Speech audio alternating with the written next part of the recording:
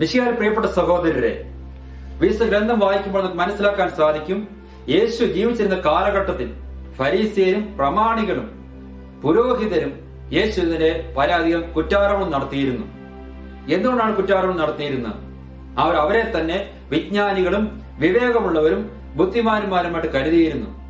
അതുകൊണ്ട് യേശുവിന്റെ അത്ഭുത പ്രവൃത്തികളും യേശുവിന്റെ രോഗസൗഖ്യങ്ങളും യേശുവിന്റെ ദൈവരാജ്യത്തെ പറ്റിയുള്ള പ്രവചനങ്ങളും യേശു പാപികളുടെ പാപം മോചിക്കുന്നതും അവർക്ക് അങ്ങോട്ട് സ്വീകരിക്കുവാനായിട്ട് സാധിച്ചില്ല. പല ആരോപണങ്ങൾക്ക് യേശു വിധേയനായി, അല്ലെങ്കിൽ യേശുവിനെ അവർ പല സമയം കളിയാക്കുകയും യേശുവിനെ പരിഹസിക്കുകയും ചെയ്യുന്നു.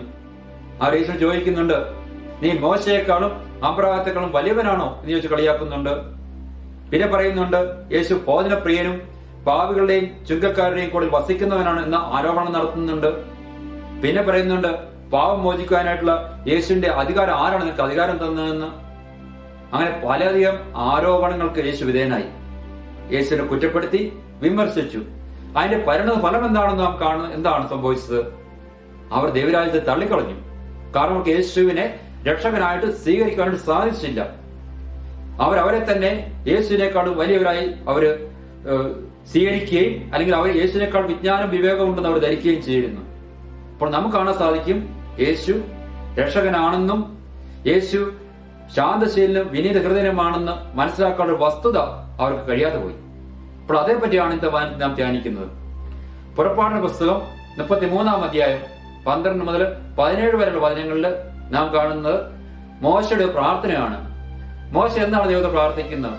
ദൈവമേ, നീ ഞങ്ങളോടൊത്ത് വരണമേ, നിന്റെ സാന്നിധ്യം ഞങ്ങൾക്ക് വളരെ അത്യന്താപേക്ഷിതമാണെന്നാണ് പറയുന്നത്. വേറെ ഒരു അത്ഭുതങ്ങളോ അടയാളങ്ങളോ പ്രവർത്തിക്കാൻ മോശ പറയുന്നില്ല. മോശ പ്രകാരം പറയുകയാണ്, നീ ഞങ്ങളുടെ വരണം, നീ ഞങ്ങൾക്ക് ആശ്വാസം നൽകണം. രണ്ട് കാര്യങ്ങളാണ്. ഇപ്പൊ കർത്താവ് നമ്മുടെ കൂടെ ഉണ്ടെങ്കിൽ നമുക്ക് ആശ്വാസം ലഭിക്കും. പിന്നെ പറയുകയാണ് ചെയ്യുന്നത്, നീ ഞങ്ങളുടെ കൂടെ ഉണ്ടെങ്കിൽ ഞങ്ങൾക്ക് എന്താണ് ഗുണം, എന്താണ് അതിന്റെ വ്യത്യാസം?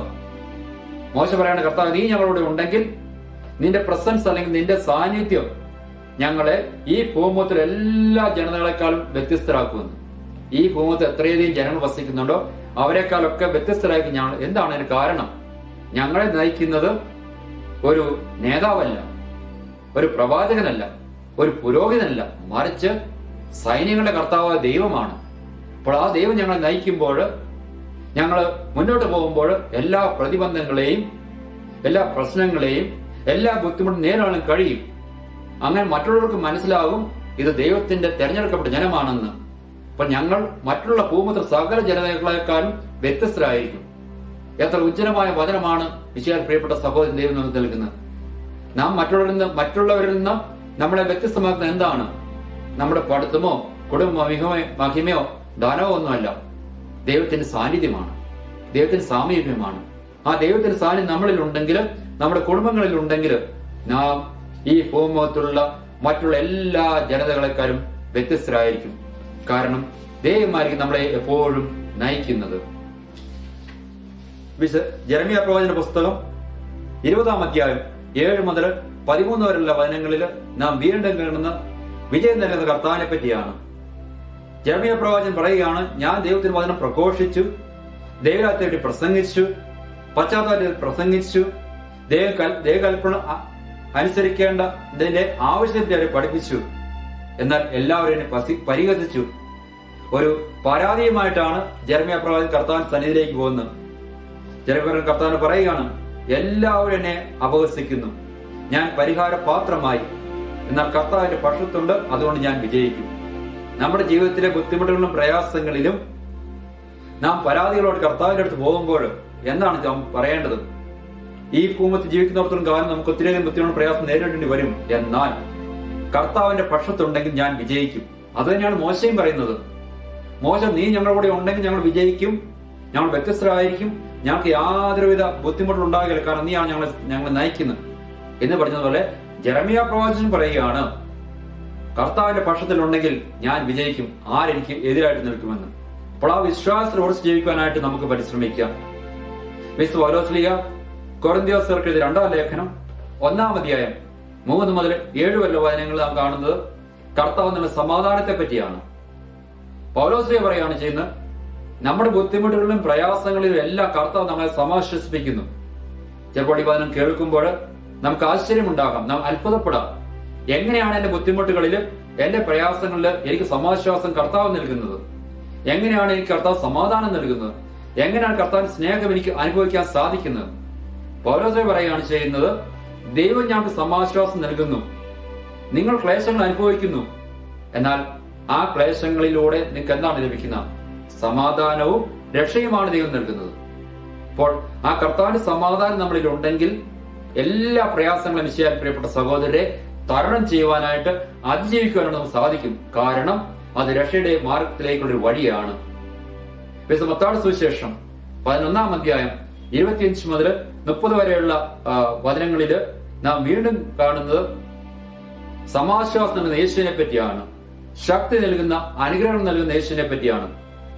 ഞാൻ ആദ്യം തന്നെ ആമോദത്തിൽ പറഞ്ഞല്ലോ നിങ്ങളോട്, പ്രമാണികളും വിജ്ഞാനികളും ഫരീസിയരും യേശുവിനെ തിരസ്കരിച്ചു.